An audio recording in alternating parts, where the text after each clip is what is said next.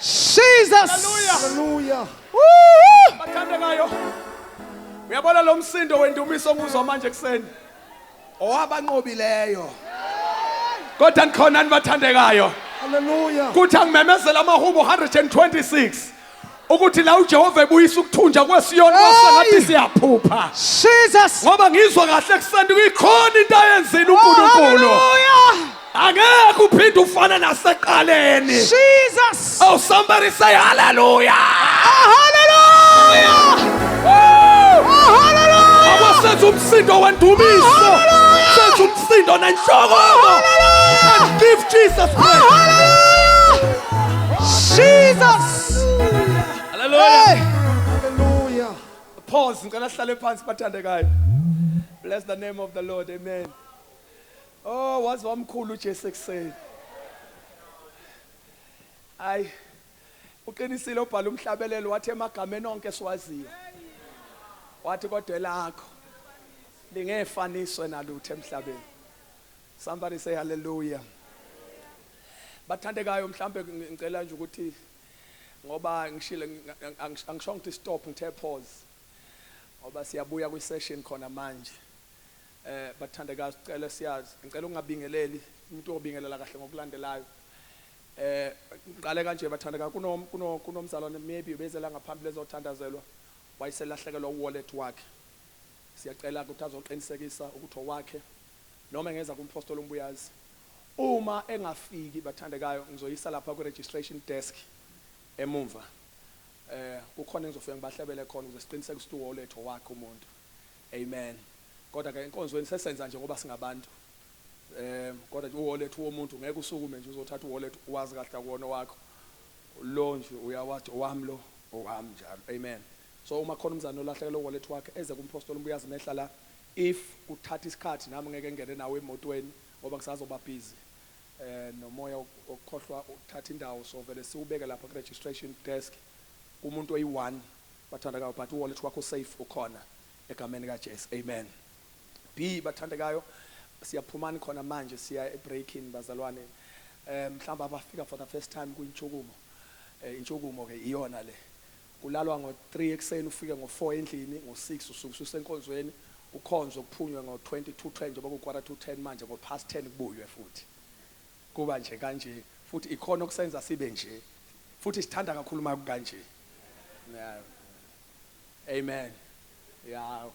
So it's right siba right kanje ngicela nawe ujoin ube right nje ungene kanjalo lale emotweni ugeze emotweni uphathi flask uyithele emva kwemoto uthi kanje emotweni yakho uqethe ukusihlalo lalo umboza ngengubo mayikhona mayingekho umboza ngejacket kusekusile njalo uvusa ikhanda usula amehlo ungena enkonzweni uyakhoza ubonile nje akekho umuntu osokwakubuza ukuthi ugeze kiphi ishawa ugeze ngayiphi ibhafu asinakani la asizokhuleka nje kugida nje ube right gida nje akunakwana la khuleka nje akho umuntu obhekene nawe la ukuthi unjani asizokuhlola no siyazi ukuthi usecampini yamasosha emasosheni bazalwane alikho isosha lokhu libhizi lizotwalana nelinye ukuthi kunjani njani akodwa nikhona nibathandekana ithuba lokhu ayinamani ngabangabikho kuyilo lela shethi la izolo relax khonza nje urelax nje kumnandi kanjalo nje awukuba kuhle kanjalo uthi kancane nje awu amen wenzela ama camera la ngoba sobuye siphume naseyintweni somebody say amen.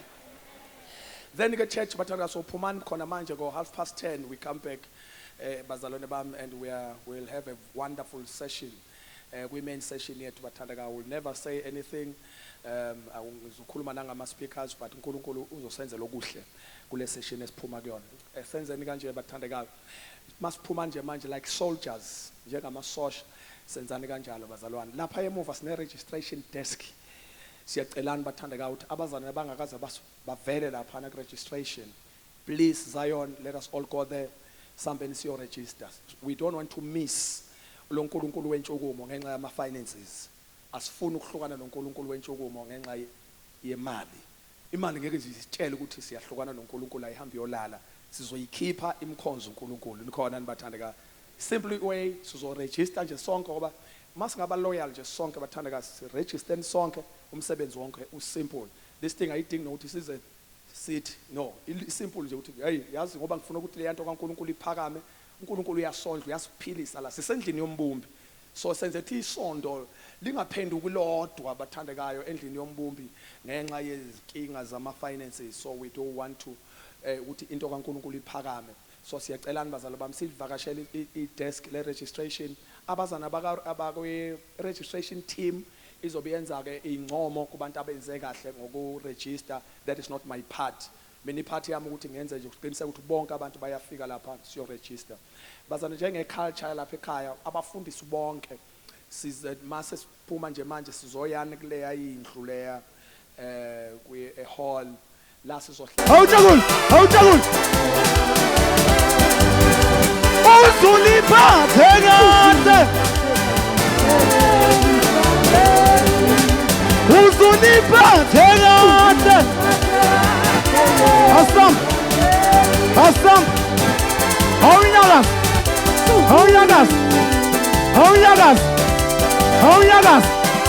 Hawishagangan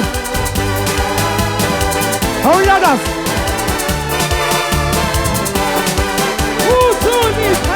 Asam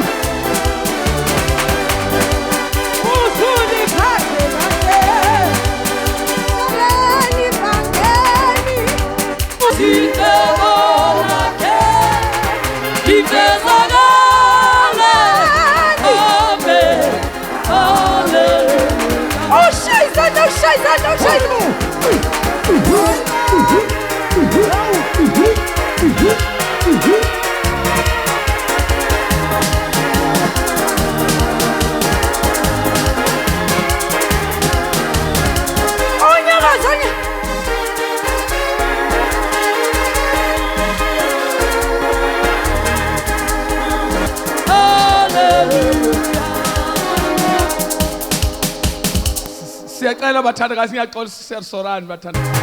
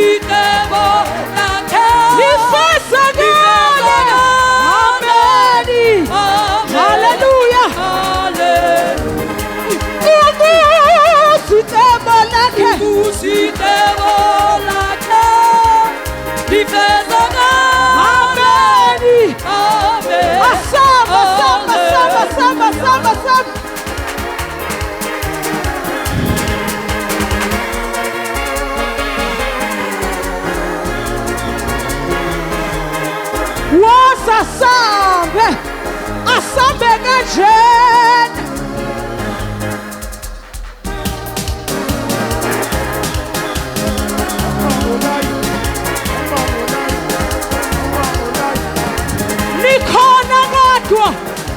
Nikhona kodwa asambe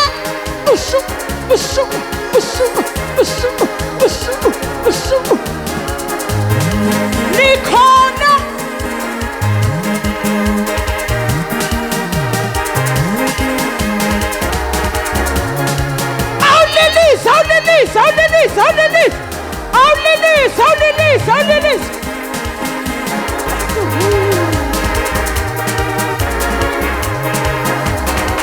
Usasagane. Wasa. Ishu.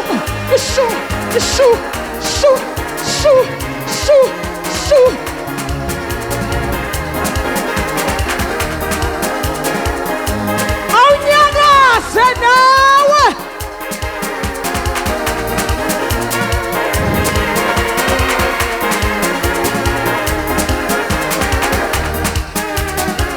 Aunyanga sekanjena uthi. Auchinawe.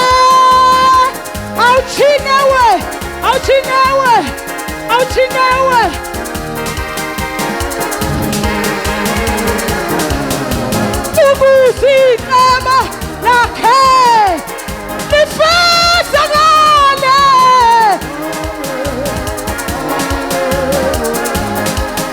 Ukusikama lakhe lifezakale.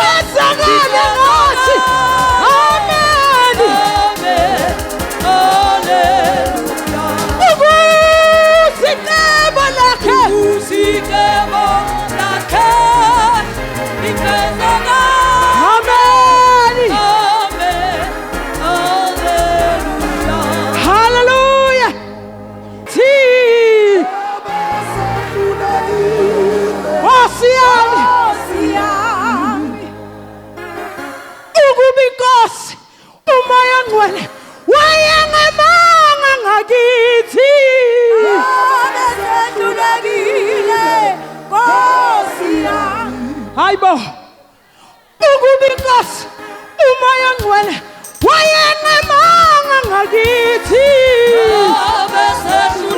Nkosi yami ukubinkosi uJesu umoya ngcwele babengemanga ngakithi abehlulekile yebo ukubinkosi umoya ngcwele babengemanga ngakithi sehlulekile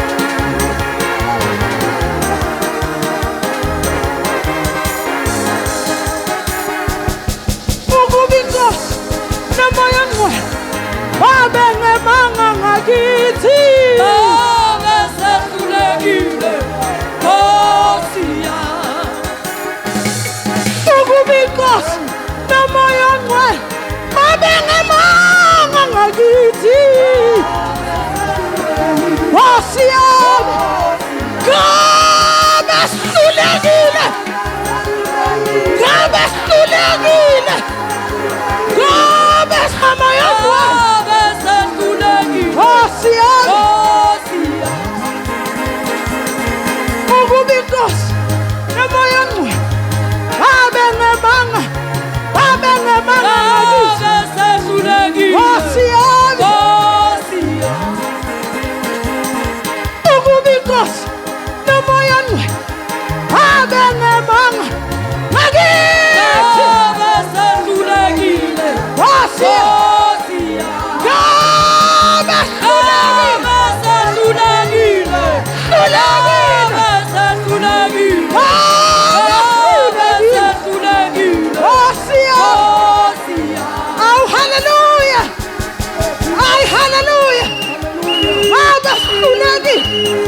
ngabe sikhulekile nje ngabe sikhulekile ngabe sikhulekile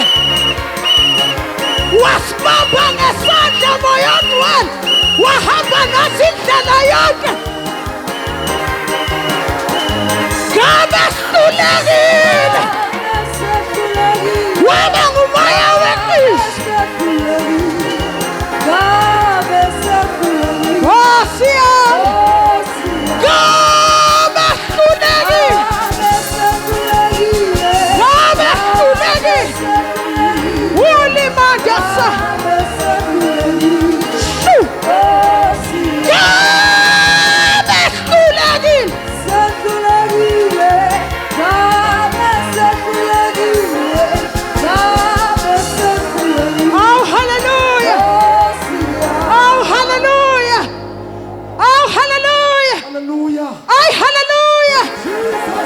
simshayela izandla uMangcwele ukuba wayengemanga ngakithi ngabe kudala sahluleka endleleni kodwa ngenxa yokuthi ungumoya weqiniso ay haleluya hay haleluya ay haleluya ay haleluya ay haleluya ay haleluya ay haleluya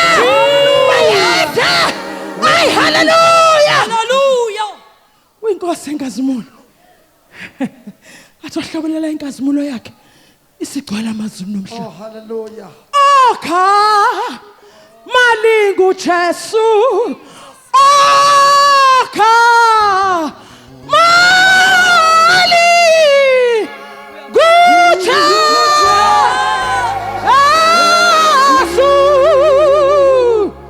Oh Jesus. Hallelujah. Malingu Jesu akama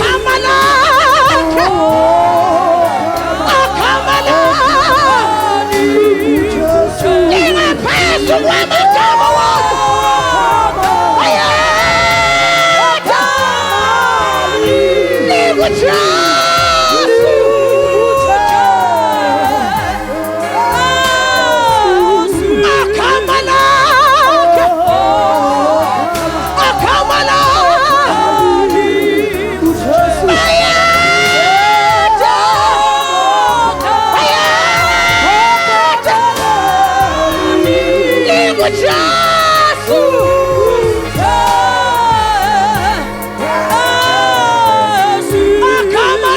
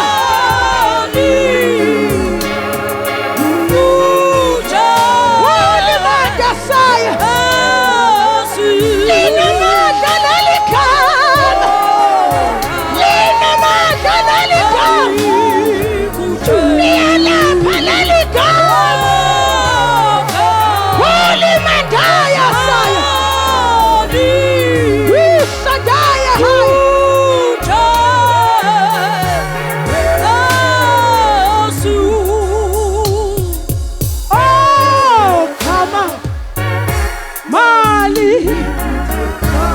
Siyabonga Jesu.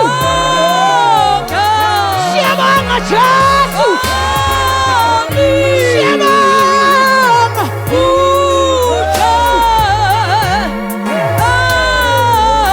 Amathalonga yakho kuleli gama. Ilimi sonke siyavuma kuleli gama. Imimoya yonke iyathoba. Egameni likaJesu. Ukhona likuJesu.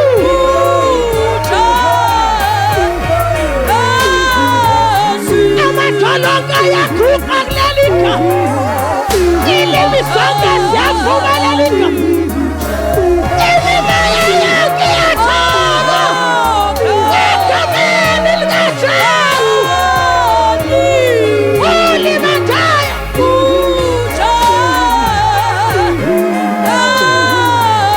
Amatimona yabaleka kuleli gama. Limise nawe. Limise nawe. Ulimathaya.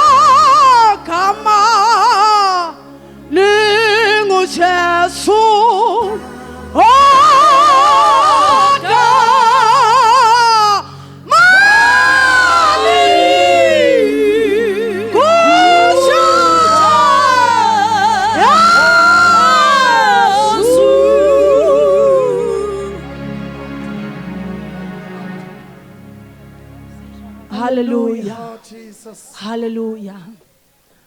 Oh, I love him.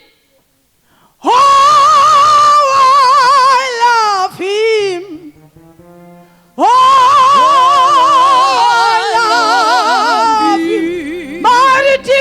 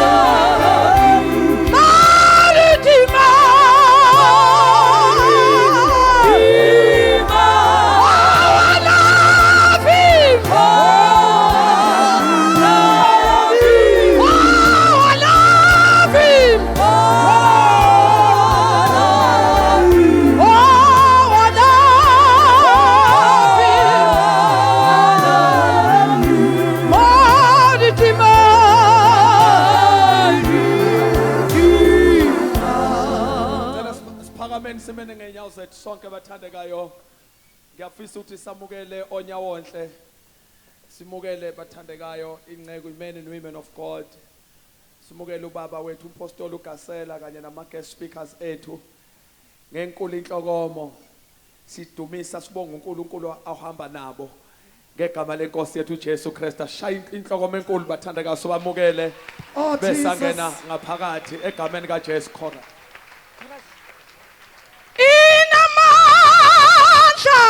iyaphila lento ivalelwe ngapha phakathi kimi inamandla iyaphila le phakathi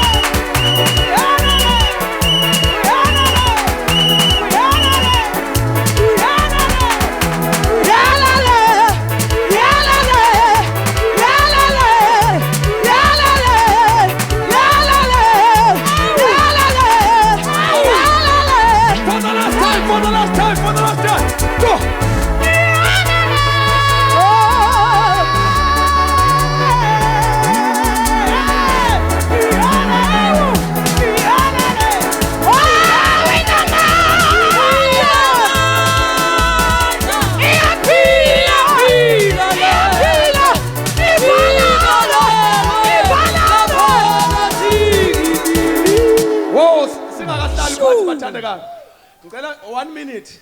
Ungalahleka.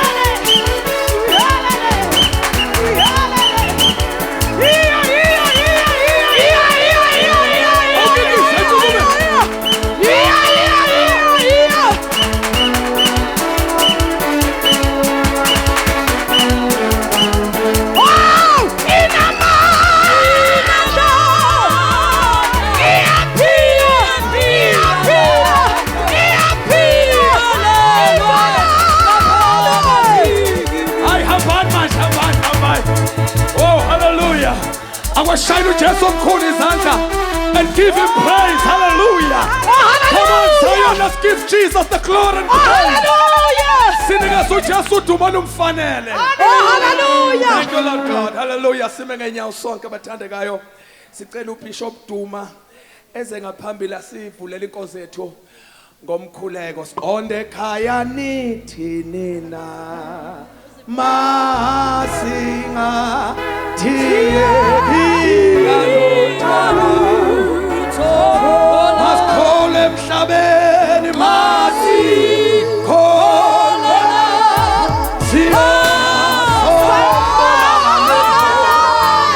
sohlala nenkosi sohlala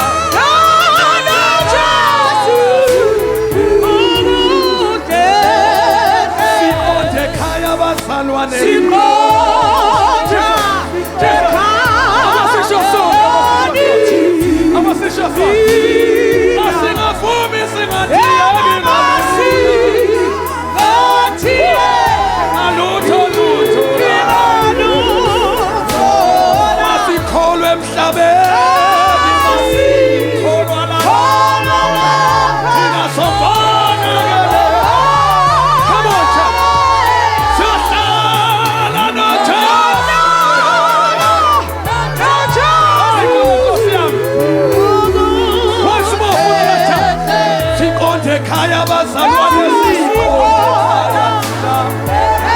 okoshathalabaya singathi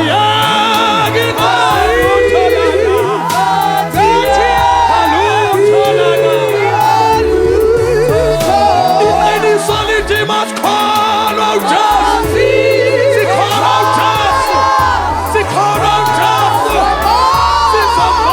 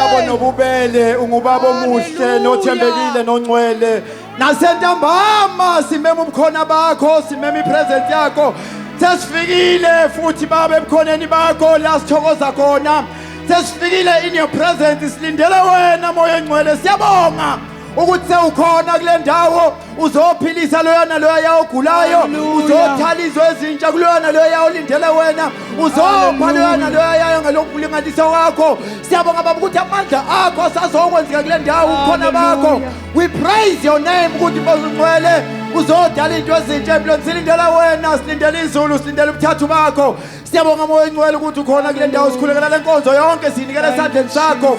Sithi hamba kule ndawo. Dala into ezintsha kulolu suku. Sibonga ukuthi baba singene kule ndawo singabanye abantu kodwa sophuma kulomnyango singasafani endlela singene ngayo. Thatha udubonke namanje sangena kule nkonzo. Ngoba uNkulunkulu omuhle nothembekile. Igama lakho siyaliphakamisa ngalesikhathi. Sithi uyingcwele uyaphila kekho njengawe. Udumo lonke lukufanele kulesi sikhathi. Egameni lethele Nkosi yethu Jesu Kristu waseNazaretha. Amen and amen. Hallelujah. Bless the Lord. Asimshayele uJesu izandla enkulu bathandekayo. Simnikeze udumo lumfanele uyinkosi. Umuntu angathatha ithuba bathandekayo ngaphandle kokuya kude siqale ngokuhlonipha umoya ingcwele isithandwa sethu. uNkulunkulu omkhulu phakathi kwethu. Kuyezwakala ukuthi asikwazi ukuhlangana kanje bathandekayo. Sizwe lezi zinto esizizwile since sifikile kule ndawo umoya ingcwele engayisiphathi enkulu yokusilekelela nokusifundisa. So siyathanda ukusihlonipha ubukhona bakhe bathandakazi. Umuntu akafuna ukushaya angathi asazi ukuthi ukhona. Siyazi ukuthi ukhona uphakathi kwethu. Bless the name of the Lord. Amen. Bakhona abantu abayikholwa lento engisho bazalwane. Ya umoya ingcwele akasiyinto akasivuvu uNkulunkulu umuntu. Uhlelo wakhe phakathi kwabantu nje.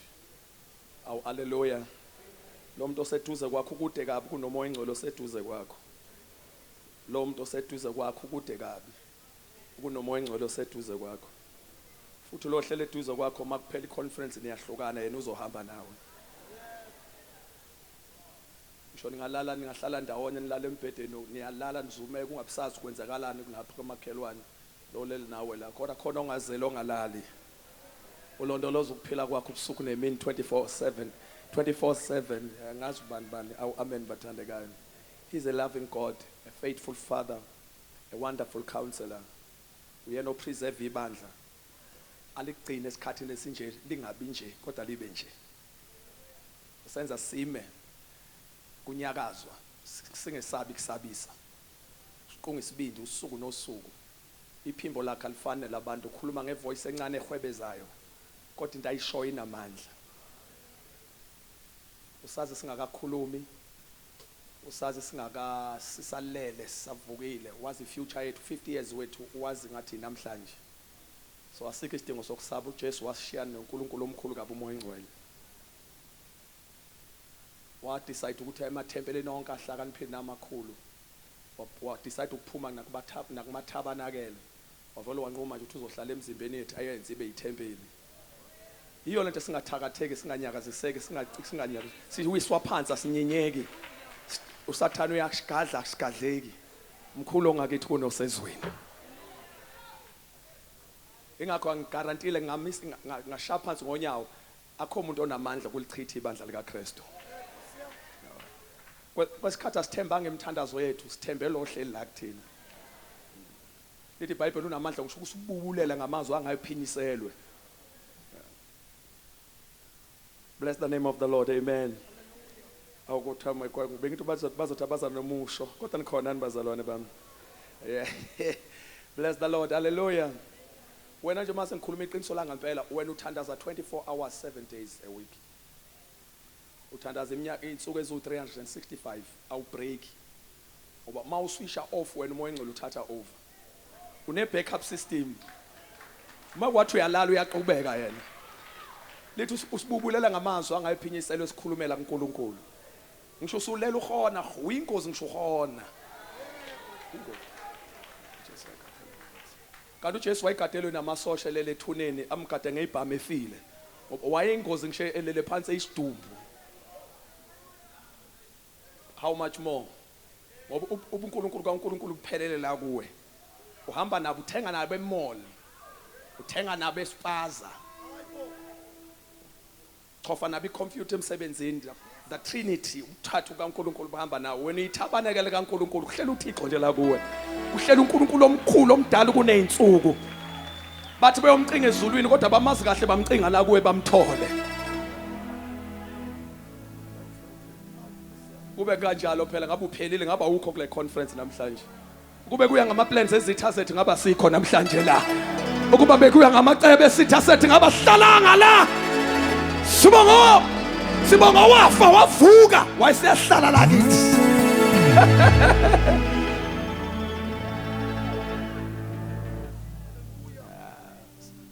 So ashibhanga nje abantu bacabanga ukuthi usiweya ngesiliva nangegolide nangezinto ezimaterial awukasazi kahle. Singaphekwa lokho abantu abacabanga. Ngu-MC. Angithatha ithuba ke bathandeka ngihloniphe kakhulu ngiphakamisa izandla kuGasela umpostoli indoda kaNkulunkulu bathandekayo the great man bathandeka one of bathandekayo into amadoda esiwahlonipha ku ministry ubaba bathandeka umpostoli uNyandeni meke wakhuluma sangathi ungavela uthathe wena angani noma unga record noma uthatha ama note ucela ungazifanele wenze njani kodwa sangathi ungelahlekelwe yizwi nezwi alikhulumayo wisdom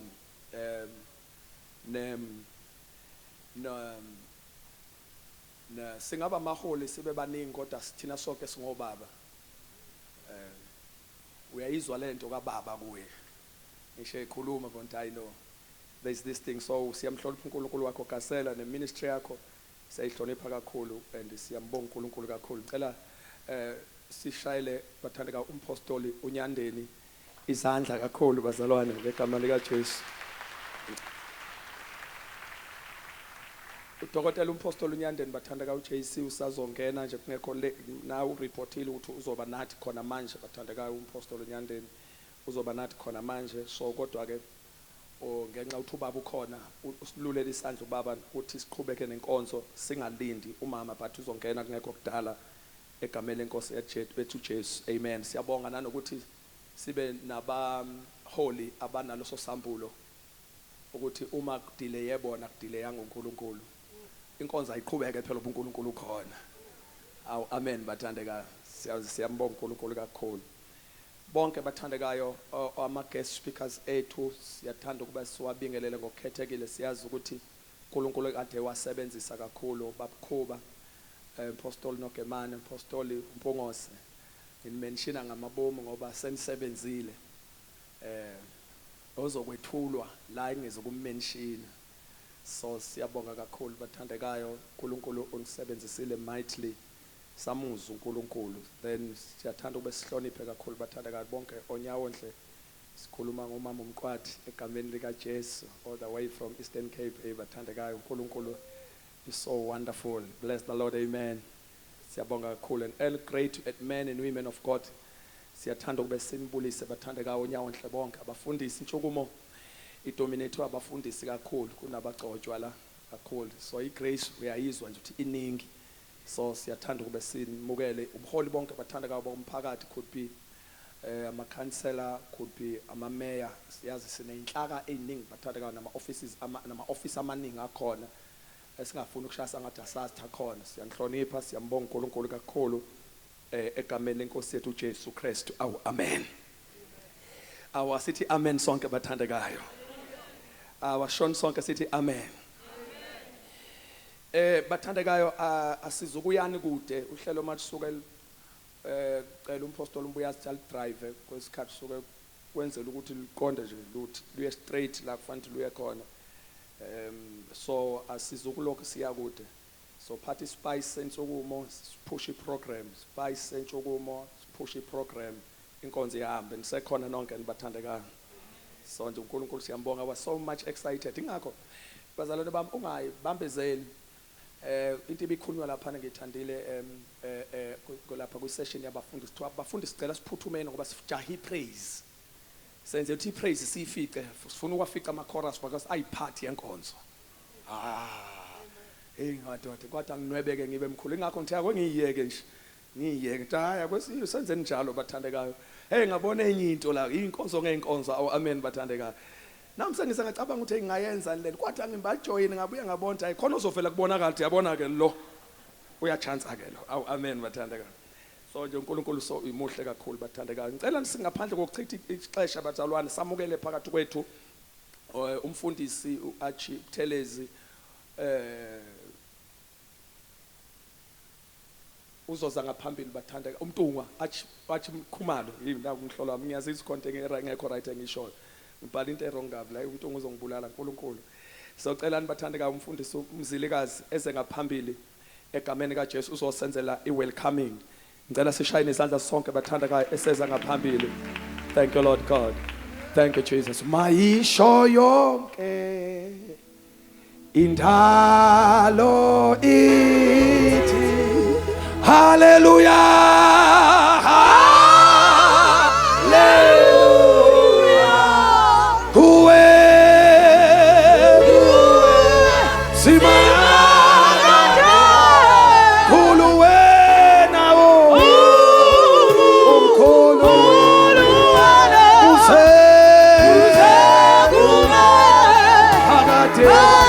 once for the last time. Hallelujah.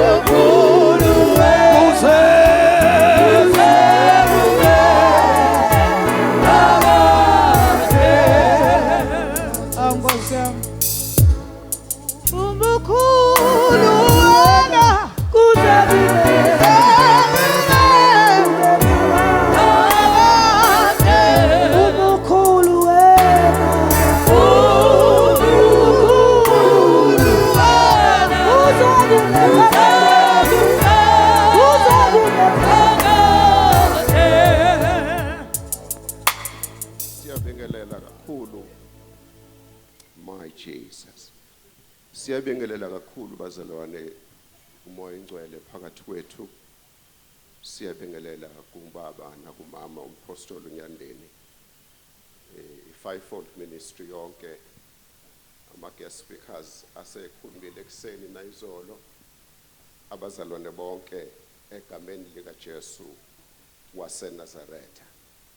Angiqale bazalwane futhi ngiyabingelela nabashayi bokhehle kume i-media desk kanye nalabo basithwebulayo ningithwebule kahle ngiyaqala ukuma lapha manje ngizengaqoka nesudi ngenzela ukuthi vele kahle nasethombeni ngoba le ndawo ayijwayeleki manje kufanele uyifakele isudi ufake isudi futhi ukhethele ngathi awukayigqoki kaningi kuyisudi efunakalayo le ndawo ifuna isudi. Ngiyabingelela ke kuno nonke bazalwane enkhona umzimba kaKristu wonke okhona. Angiqaleke ke ngokwenza lokhu ukuthi nginamukele nonke egameni lika baba nomama uNyandeni ngiyanemukela nonke bazalwane Intshukumeni. Iyo ke Intshukumo le. Iyo Intshukumo le. The kuyasichanza ukusathana izolo washo ukuthi uchanza indawo errong ngoba akuyona indawo yokudlalela izinto ezifana naye la. So ikona lokho kwenza ukuthi noma ingadelay iprogram kodwa umnikazi wenkonzo engakafiki engakasho ukuthi ayiqale esadila nezinto ezithize thina kuwila abade. Ngiyacela bazalwane ukuba ngemukele mhlambe ake ngibone labo abaqala ukufika Intshukumeni namhlanje kunezwe elifishane labo enginalo. Bonke labantu abathi ngiyaqala namhlanje ukuba seNtshukumeni phambi isandla sakho. Phambi isandla sakho i-step sokuqala. My God baningi. Phambi isandla cela uthathe i-step sesibili ume ngenyawo. Bonke labo abaqala ukuze Intshukumeni namhlanje mbana ngenyawo. Mbana ngenyawo ngeke ngikubize uze lapha ngaphambili cha pha sukuma nje. Wonderful. Wonderful. You are so welcome. Cishe senizwile ukuthi kunjani Intshukumeni. And believe me, this is just the tip of an iceberg. Lokho enikubonile sisazobona uNkulunkulu enzima ngaleso. Ngiyacela abahlale eduze kwabo bababambe nje isandla noma babahage athi welcome egameni lika baba nomama uNyandeni. Wonderful. Wonderful. wafika Yes, nawe ngiyayithanda lento engiyibonayo. wenzeka Yes. kahle Again. wafika nawe Ngenxa bazalwane ukuthi kune tradition la ekhaya yokuthi ubingelele bese uba namazwi athize. Kunezwi nje elifishane enginalo qondene kakhulukazi nomuntu oseke wafika ikhashana la ekhaya nomuntu oqala ukufika.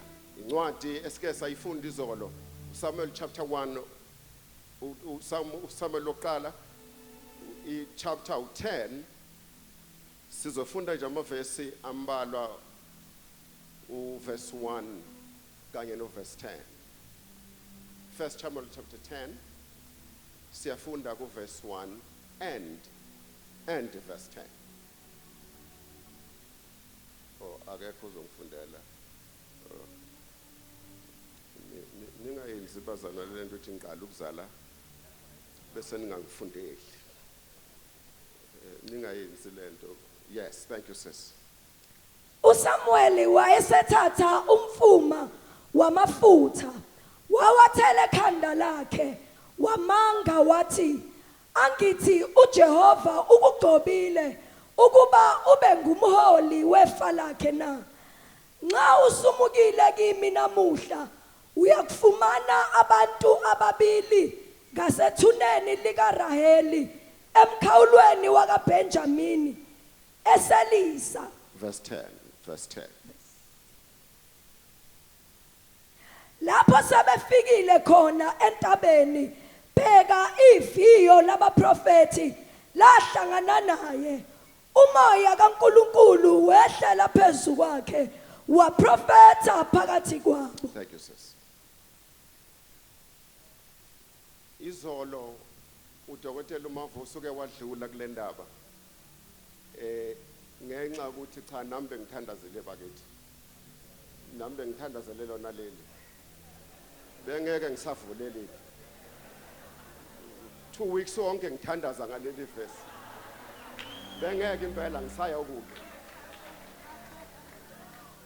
So ke noma ke ngizodlula kancane because uma uyibhekisisa kahle lento inalento eka prophetic grace ikincane yayo agxile kuyo ubaba udokotela uMavuso izolo no kodwa ke mina kunenqanyana engifuna ukuxhuma kuyo kodwa mhlambe ake sibuke the background yalento uKish ulahlekelwa izimbongolo bese uKish athuma umuntu oyindodana yakhe nesisebenzi ukuthi abayofuna imbongolo zakhe bazalwane imbongolo ezikabani ezikaKhisha kuzona ezikaSamuel baphume bahambe bayofuna imbongolo ezikaKhish iBhayibheli bese libala indawo ezintathu la abangena khona befunani bangcwele izimbongolo zikaKhish bayifuna bangayithola endleleni sebedikibala iBhayibheli bese lithi athi uSawuli no ngcono manje ngoba sitholi sibuye ekhaya ngoba kunokuthi ubaba khathazeke ngembongolo kodwa uzobuya khathazeke ngathi ngoba sisabuye ngaleso sikhathi bese kuvumbuka into kwinceko ngoba njalo iprofesi bakithi kufanele kube neconfirmation njalo iprofesi kufanele kube confirmation lena yokubiza inamba akukabisiyo nokubiza ama ID number nama cellphone akuyona ngoba kukho la itestwe khona kwabonakala ukuthi iphuma kwelesithathu izulu bese lithi iBhayibheli athi lo i70 yakhe cha ngaphambi basihambe kunomuntu la endaweni esingake sidlule kuye ulusizo kubantu ngakho ke nathi ngaphambi basi silahle ithawula ake sidlule kuyo siza ukuthi angeke yini nathi asixazulele lenkinga yethu yembongolo zikababa bese iBhayibheli lithi nangempela bangena bathe bengakafiki khona kwase kuvuka umbuzo konje sizongena kanjani siyobona indoda kaNkuluNkulu singaphethe lutho ngoba nokudla kade sinakho sekuphelile asikwazi ukuya siyongena kumuntu kaNkuluNkulu singaphethe lutho. Bese iBhayibheli lithi wase inceku yakhwathazisa esikhwameni yawathola amasheke emambalwa. Base beya nesibindi ngoba sekhona into ethize abazoyinikeza indoda kaNkuluNkulu. Na iBhayibheli lithi badlula amantombazane ayokha amanzi babuza indlela babuze nokuthi kukuphi kaSamuel bangene bamfica uSamuel. Nawo yonke lento ihambisana nento yakaprofesi. Now yiko phela iqondana noSamuel ngoba kwayena uSamuel uyiresult yeprofesi. Now into eyenza lokho ingenxa ukuthi ukuba khona kwakhe uSamuel uqobo lwakhe kwadinga ukuthi kwenziwe a special operation kuyiwomb kaHana ukuze kuvele yena wase kuyatradewa ngaye. Uma uNkulunkulu unginikeza indodana, uma nje uNkulunkulu unginikeza indodana, mina yona leyo ndodana ngizophinda ngikunikeza yona futhi. Ngamanye amazwi wena uNkulunkulu ufuna umprofeti, mina ngifuna indodana. Now ipressure eyayikuHana yayenziwa umuntu ayishade naye. Now ngibuka irole edlalwa umyeni wakhe. Umyeni wakhe akayingeni indaba yokuxabana kwamakhosikazi wakhe. Into ayenzayo kuphela ufaka imali. Kuphela kwenze njani bangcwele? Faka imali. Wenza inkonzo yakhe njengobaba. Now bese iBhayibheli lithi bangene mabengena abameme esidlweni ngoba vele wayikade eya esidlweni. Bese iBhayibheli lithi athi abalale avuke ekseni axoxe nabo ukuthi iyakuxazulula inkinga yabo. Avuke ekseni bese sho aqale ngenkinga yabo. Inkinga yabo konje abazalwane yini? Izimbongo. Kakade ukuza kwabo la akusikona nje kuphela ukuthi bazokhonza, bane problem yokuthi ufuna kabathola imbongolo ezikakhishi akuzona ezikaSawuli. Bese iBhayibheli lithi aqale akhulume into yeprofesi. Na ngichazwa ilento ke, ngichazwa ilento mama mpostoli eyokuthi uyisho kuqala umprofeti into ingakenzeki. Awusanibonana Intshukumo. Ngamanye amazwi azange afuna into ethize ezokuactivate iprofesi yakhe. Ukhuluma qala as a spiritual father ashiza izinto zingakenzeki umuntu as a spiritual father. Bible bese lithi aqede ukusho zonke izinto. Usho izinto azikenzeki naye uSamuel akakaziboni lezi zinto. Now la eBhayibhelini ku chapter 10 sifunda la esegcotshwa khona. Now isiZulu lithi uyagcotshwa. Kodwa isingisi lithi uSaul was anointed. Now bamba. Inkosi is coronated. Angithi bazalwane. Now kodwa lena asishiwe silungiselela icoronation yesilo. Hayi anointing yesilo. Now into eyenzeka la ukuthi uSaul ngesikhathi egcotshwa ugcotshwa uSamuel ngamamfume wamafutha uyamgcoba isingisi bese sithi he was anointing him. But iqiniso lithi ngesikhathi enza lokho akagcobi kuphela inkosi yakwaIsrael, simultaneously ugcoba nomprofeti wakwaIsrael. Now konke lokhu kwenzeka akazi umuntu ogcotshwayo. Awusanibonana Intshukumo. Ngoba ingozi bazalwane lento yokuthi sifune ukuyotshela spiritual father ukuthi sifuna ukwenzani kodwa bona bengasiboni ukuthi ufuna kasenzeni thina. yithi efuna kasitshele bona ukuthi mina sengumprofeti.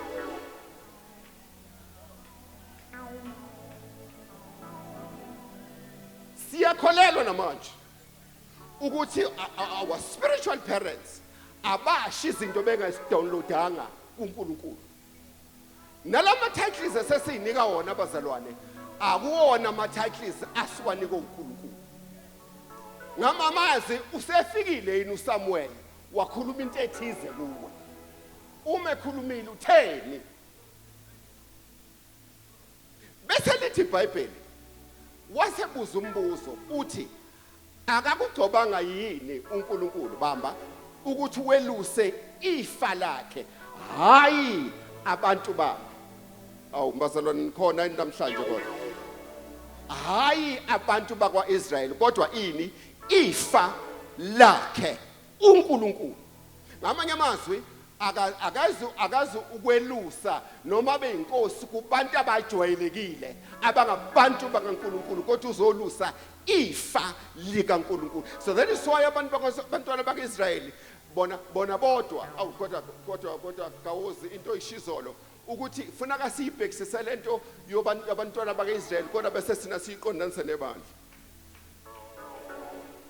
leli bandla namhlanje ngoba asike stage asi-8 sekuyile impela sekuyilo usho njalo uGawozi ekseni ubeshe ekseni egijima lapha bengazi nokuthi ugijima nakabangaka.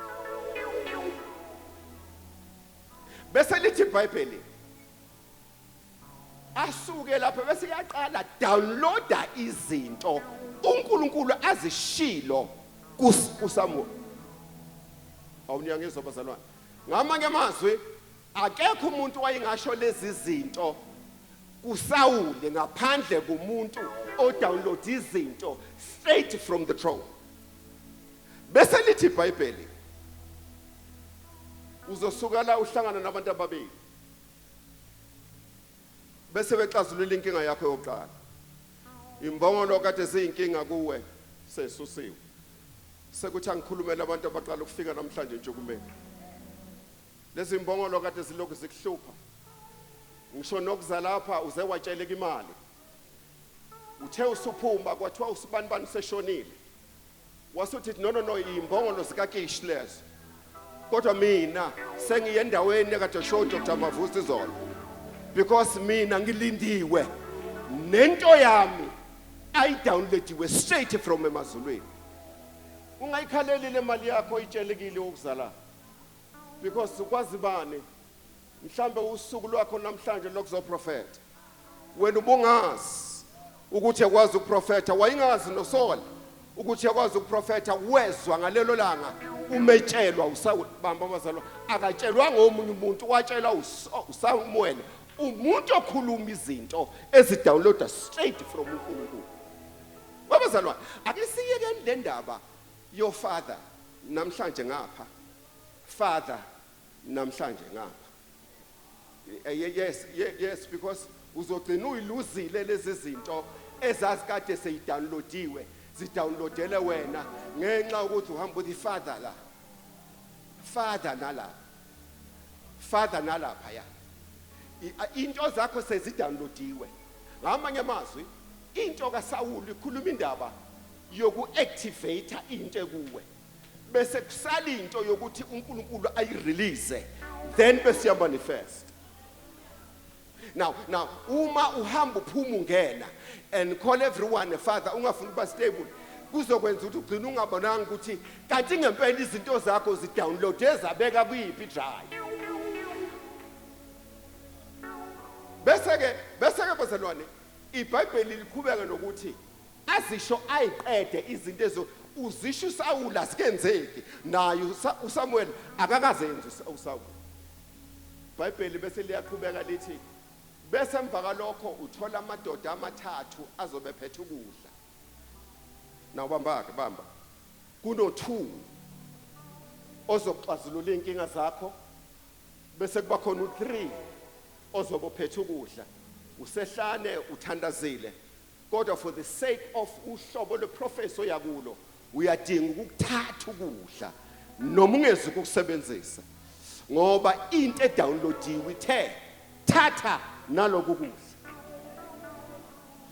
Now asibambe lento ke into yakwa prophecy inalento yokuthi ibe nendawo ibe nomuntu uma ube nesikhathi yiko ngakho phela ngemhla kuzala uSamuel uthi umprofeti ngalesi sikhathi ngonyaka olandelayo wena uzoba nomuntu wawukusho kuphi etempelini kubani kuHana washo isikhathi u12 months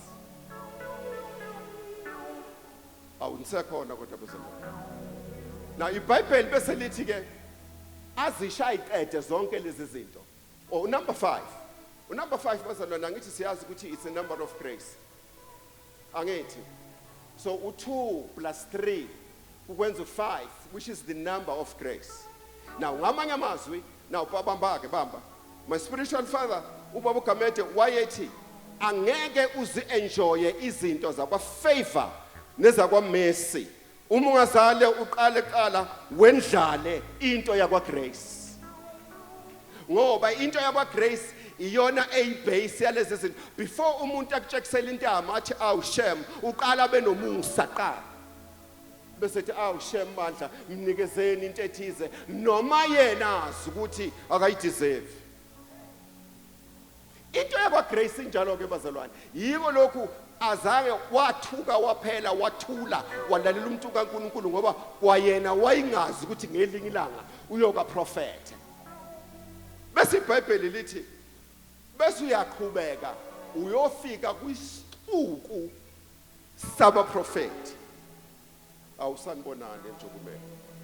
Isixuku saba prophet yila ku-activatewa khona into yakhe ebekwe uSamuel kuchapter 1 ngesikhathi eproposela iflask yamafutha phezu kwekhanda lakhe. It was not only ugcotshwa njengenkosi yakwaIsrael kodwa he was also installed as a prophet in the house of the Lord. Ungayimisile ukuza kwakhe Intshukumeni namhlanje mhlambe izo activator into ekade lokuhlupha. Mamnyandeni sinofakazi la Intshukumeni yabantu abafika la bengakwazi ukukhuluma. Kunabantu abafika la bebroken ngendlela eyisimangaliso but namhlanje bamala epulpit batshela uNkulunkulu ukuthi uNkulunkulu wayenzani kuleli pulpit lalapha Intshukumeni. So don't miss it. Ungaphumi ucabanga ukuthi this is just an ordinary Intshukumo. For the fact that kuthi khona namhlanje now downloader izinto lezobekelwe zona namhlanje ukuze na uphume uphethe entweni yakho ngoba akakwazi ukukuletha la engazange akulethela mahala because izwi lakhe aliphumi libuye lilabada. My God.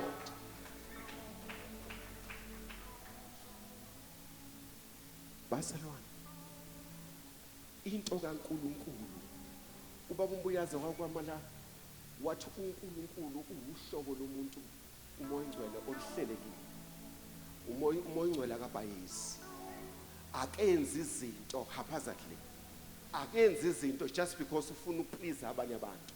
Imkhuba esesigile emasontweni especially yokunikeza umuntu ngoba naku enikela kakhulu ebandleni umnikeza isikhundla nawe ohluleka ukusiqonda ukuthi sithini kuyo but just because unikela kakhulu into kaNkulunkulu igcina isimdlulile agcine senezinto abe nezilingo eqondana nento akuyo abekwe kuyo uspiritual parent yakhe kodwa yena akekho ready ukungena kuyo. Webazalwane izolo lapha ingcebo zenkosi zithi isikhathi esikusa sifana nesikhathi esiphuma kuso. Uma sisazoqhubeka sidlale in the house of the Lord zizogcina zidlulile izinto uNkulunkulu akade vele idownloadele ukusinikeza zona ngenxa ukuthi sisalibele ukwenza indawo zokunikeza amathaki endlini kaNkulunkulu kodwa zingadownloadilwe izinto zanikeza umuntu. umuntu usho kanjani ukuthi umprofeti engakaza prophet nangolilodwa usuku ungakazi umuzwe weprofeta ngisho isikhathi engasibheka asitagele nje ngenxa ukuthi umbuke nje waba nefavor ngoba into yoprofeta akuyona into yomuntu yinto kaNkulunkulu. That is why iBhayibheli lithi kwasekwehla umoya oyingcwele to confirm lento kade show Saul. Awusanibonana Intshukumo. The prophetic grace. Prophetic grace. Ungayiphambanisi ne-apostolic grace. Apostolic grace ikwenza ube senior noma wenza izinto kube wena coordinator i-fivefold. Ushoka ngeke ngabona isimanga abafana abancane bethumela umngane wakhe bethi akaye ku spiritual father wakhe ayomtshela ukuthi yena useready. Utshela abangani bakhe ukuthi abawutshela uspiritual parent wakhe ukuthi yena useready eqinisweni leli bandla liyambambezela kade yafika into yasesizweni. Usho utshela abangani bakhe baya ku spiritual father. Bakithi sibashibhisela no spiritual parent ethu phambi kaNkulunkulu.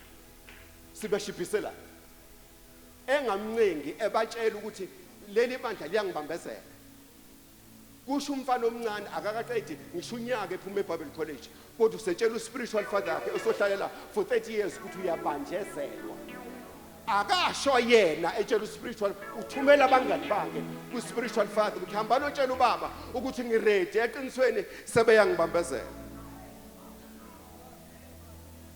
Ngavela ngathi ngisacela mfethu ukuthi ungidedele nisale nixoxe le ndaba yenu ngoba angifisi ukuyizwa.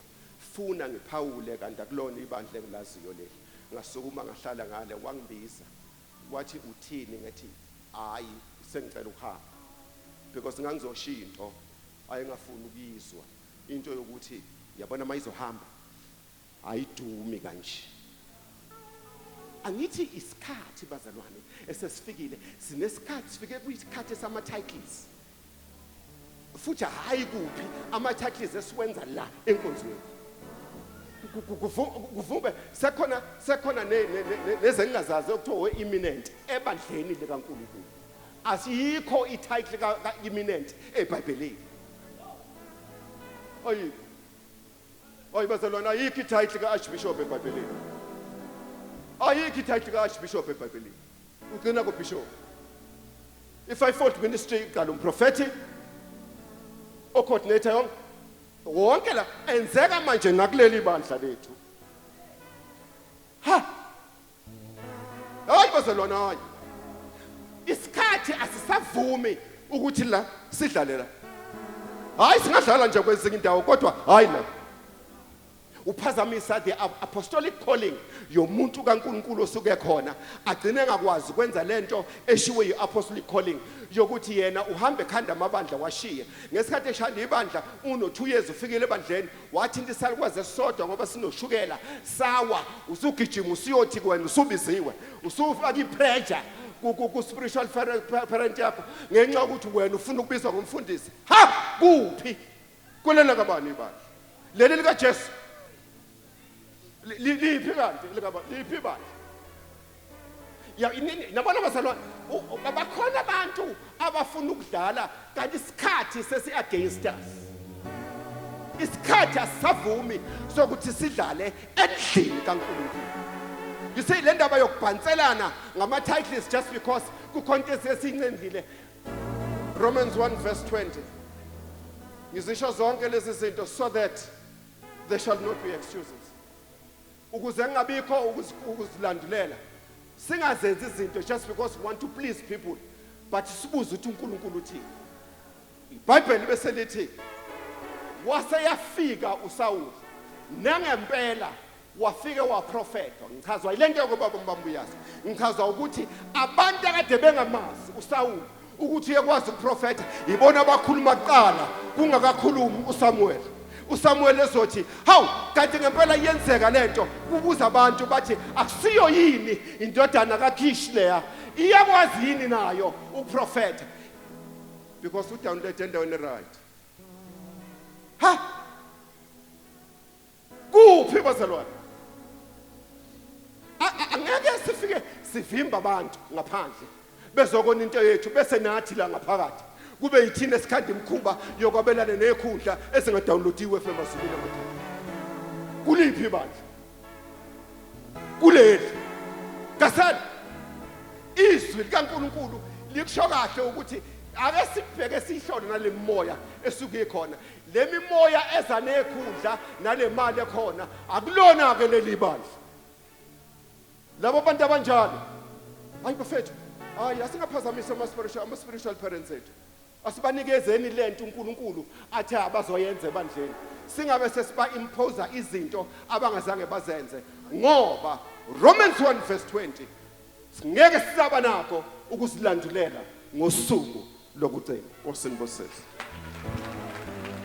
Akwashayela uJesu izandla abathandekayo. Sishayele nomfundisi uKhumalo izandla enkulu bathandekayo.